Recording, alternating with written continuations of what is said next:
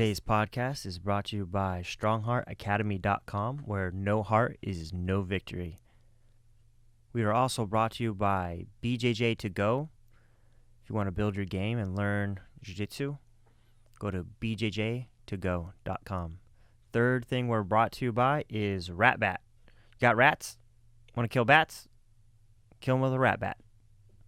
Fourth thing we're brought to you by is hot dog flavored water ingredients. If you want to add it to your smoothie, hot dog flavor ingredient. Okay, so I want to talk about today, the anniversary. Today is the anniversary of closing Stronger Heart Academy on March 9th, 2020. Everyone on the new year like, oh, 2020 is over, but to me, 2020 kicked off March 9th. The bad part of 2020. February was a great month for us personally. It was actually the best month I've ever had in the 12 years of being in business. We were doing great. I just expanded our academy, so now we have 2 giant rooms, almost double the size of my academy. And then I remember in February we were like, I was at Kater camp and we were looking at stuff that was happening in China, and I was like looking at when they built that hospital in like 9 days or something. They built this giant hospital. I'm like, whoa, what is going on? And the world just didn't know yet, and I think it caught the whole world with their pants down, but definitely the United States. Everyone can argue, about Trump and all that kind of stuff, but definitely they were not prepared. I did think the Obama administration was more prepared because they had the previous virus scares and they were stocked up and all that kind of stuff. And then to save money, the Trump administration cut all that. But regardless, we didn't expect, even myself, didn't expect that the whole world was going to change and that my business would be so affected, like so many other businesses. And we're a small business. We're not a chain like Gracie Baja. I don't have, 300 or more, whatever amount of schools they have worldwide with thousands of members to draw from. And I don't have that kind of stuff. There's not that kind of security here. It's just me and my students. So, I was very fortunate that when we closed down, that so many people continued to pay and support us. Because, I spent all my money on this new part, like even this right here, this podcast little area is at a corner of my gym. This is part of the new thing. Like, I spent everything making the academy looking as awesome as possible, as functioning as possible, to help my students and make a better, more enjoyable place to train. And so the money that I had was gone, and then I negotiated a new rent, and I was supposed to be paying full rent, almost doubling my rent, and then suddenly the sky fell, and everyone was really like, what's going to happen? And, the support was pretty awesome, honestly. And some people lost faith in humanity the way that some people acted during the pandemic. There was riots, there was toilet paper shortages and all these type of things. But like my personal circle of influence, my students, my family, my friends, they were amazing and continue to be amazing, and we lost a third of the business within the first 5 months, maybe, and I was so thankful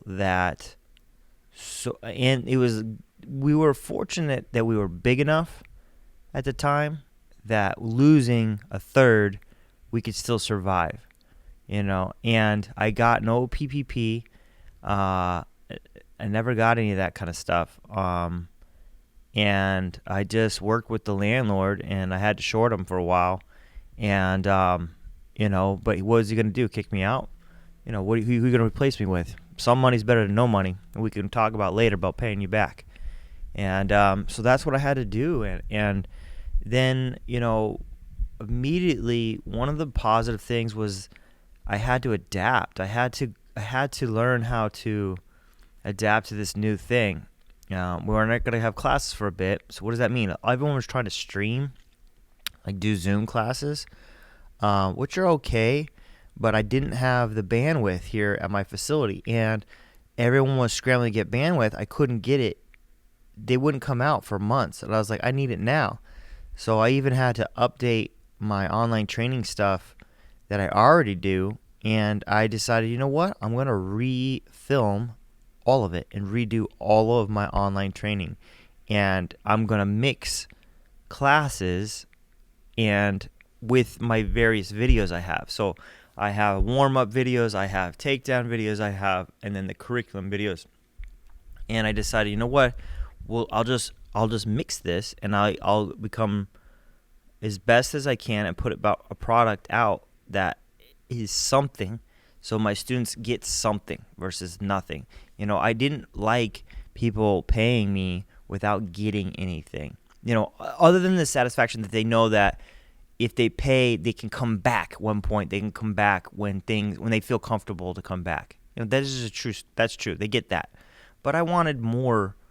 I wanted to give more value, and so man, I worked hard on making good quality videos, reshooting them, and then editing them, and now it's part of our curriculum. Like every week I put out what they're gonna learn. Not individual techniques, but the whole class. So if you miss a class at my academy, what we taught that day, and you could study if you want to put the work in and do that. You don't truly miss out. And I didn't stream like live classes, but what I did do is I redid my curriculum, so now everyone has access to that, and they have access to the weekly.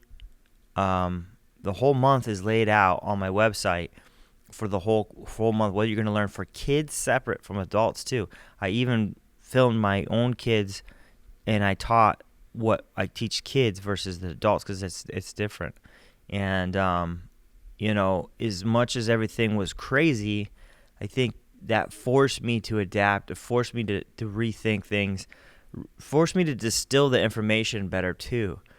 Sometimes when I teach, and I think a lot of instructors do this, I could talk about something, I'm passionate about it, so I will really over-explain something, when sometimes they just need to see it, try it, fail, come back, let's do it again, let's fix the details, let's do it again, come back, let's fix it again, come back. Sometimes that's better than all the explanation up front. So, all my videos are now down to like 3 minutes. So I'd film them, and then I voice over edited in my office. I watched the videos multiple times, and then I tried to explain and break down things within 3 minutes. So there was no extra words. There's no like old stories. Back in 2005, I did it, none of that kind of stuff. I just went straight to the point, and I think, man, it's made a better product, and I think made a better product than most online streaming. So now we have bjj2go.com, and that's our like online platform that we sell now. And there wasn't dark times during the pandemic that I was like, oh man, what are we gonna do? Because every month I'm just seeing my students, like less students. That's your income just going boop, boop, boop, boop, boop, boop, boop, down. And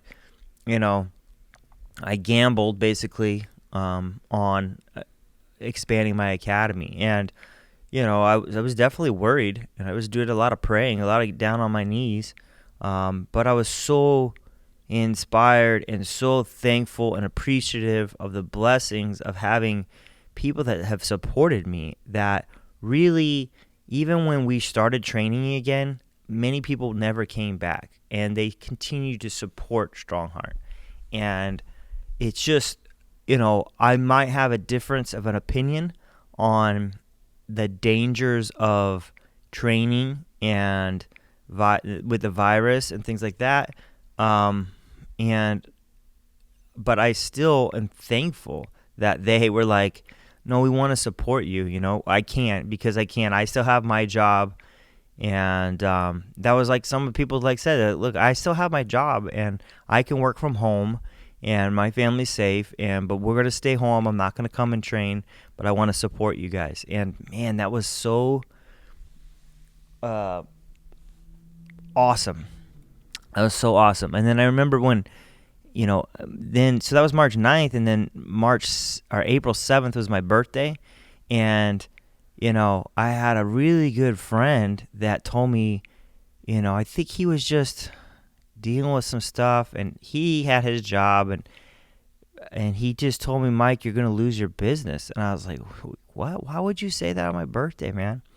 And I honestly cut that dude out that week. And he was been friends for like over 10 years. And I was like, done. I can't, dude. You just told me on my 40th birthday, like 40th birthday is supposed to be a big deal, I guess.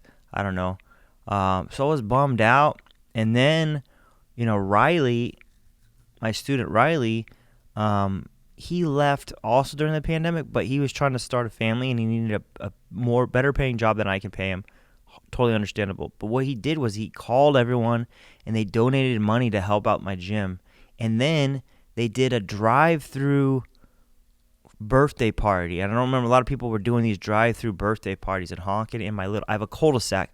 My whole cul-de-sac was full of cars. And they're honking and they're, waving, and it was like big families in these cars, and it was another blessing. And then I was super appreciative of what they did. And then I tried to use that money to make masks. I still wear my Stronger Heart mask, and I gave those all out for free. I didn't sell those. Like, people were using the masks as like an opportunity to make more money, and that's fine. But man, I wanted to like say thank you. So we made masks for everybody instead. And then I was gonna bring some people out for free too. I tried to bring Yuri out, and that didn't work out or whatever. I get it too. Like, it was a scary time, And he kind of said at the last minute he couldn't come out for whatever reason. But I wanted to give back because I was just so thankful of everybody and the support. I could have been bummed that my friend told me, oh, you're going to fail. And I was like, geez, man, I don't think in those terms, man. I'm only going to fail until I fail. Like, until they like take the keys away, I'm going to be rocking it out.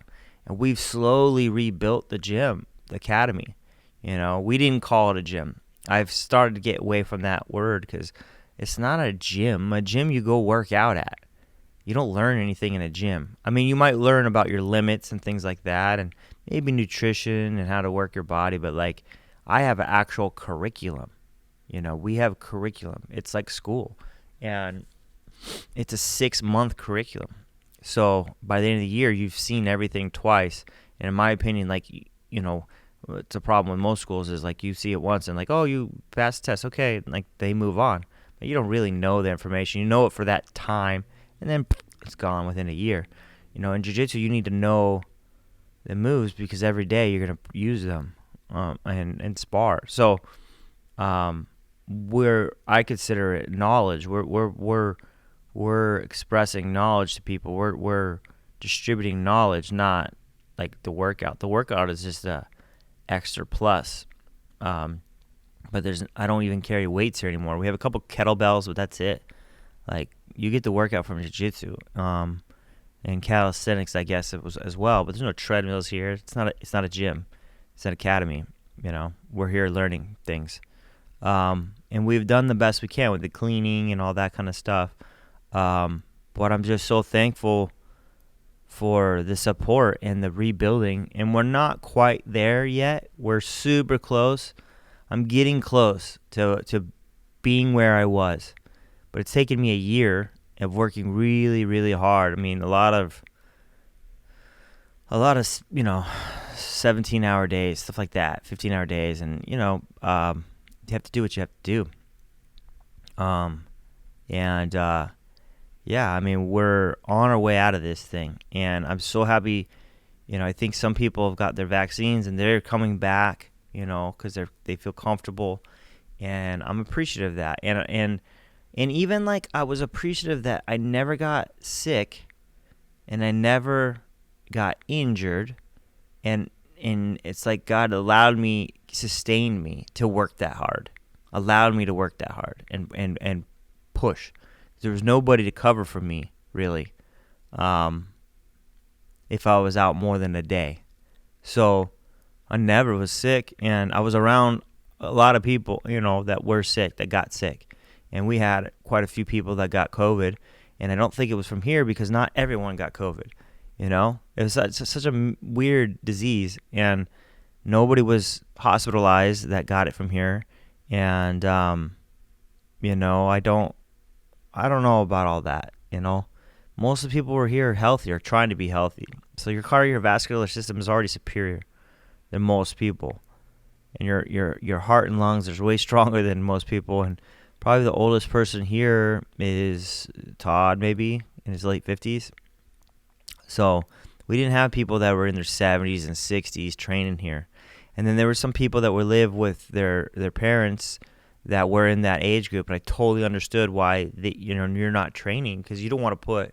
I would never want to put your parents in any kind of danger, but you yourself, most like you're okay. It's been a weird year, really is, and the division has been so crazy, and I just feel like Strong Heart and any jiu-jitsu academy is a great way to like heal wounds, man. Heal your wounds for the year. Lose that weight you put on. Maybe you develop drinking habit because you're just stuck at home, and your kids need to get out of the house and off the screens. Start training again. Get them active. We're humans, and we need people, and Zoom just doesn't do it. Sorry, it's not the same. And you need the interaction of human interaction. That's just how humans are. We're group animals, and I'm hoping everyone starts coming back, because I replaced a lot of people with new people, and I'm appreciative for them. But like, I miss the old people.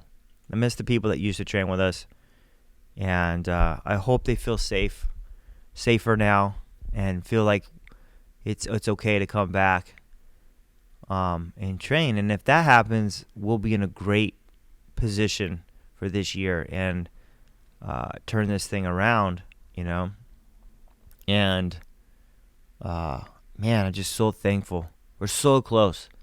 We're not there yet, but we're so close to being back. And I appreciate all your guys' support, and the times I was really like dark and really like, man, I don't know what I'm going to do, all this kind of stuff. And I appreciate the phone calls and the messages, the text messages and the emails. I had a few that disagreed with me opening when I did, and, but there was like 2. I had 2 emails out of over, 100 and plus students I have.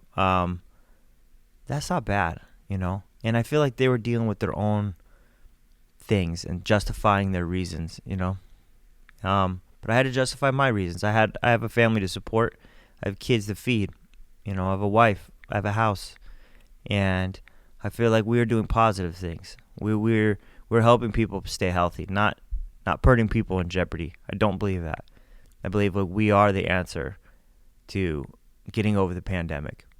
And I think your own jiu-jitsu school is that way too. So I recommend anyone doing jiu-jitsu. If it's not Strong Heart, man, find a place. It's near you with good people. Make sure that the owner is good. That's important. Like, you see this guy, if he's on the up and up and a good person and knows jiu-jitsu, it's a black belt, it's probably a good place, If the guy seems shady, then that's not the place you should go to. If he seems standoffish, cruel, tyrannical, obviously that's not a good place to learn. You want someone that cares about people and wants to uplift people. So that's what we do here. And if you ever want to check us out, strongheartacademy.com. And again, I'm so appreciative, and let's turn this thing around. Bye. Peace.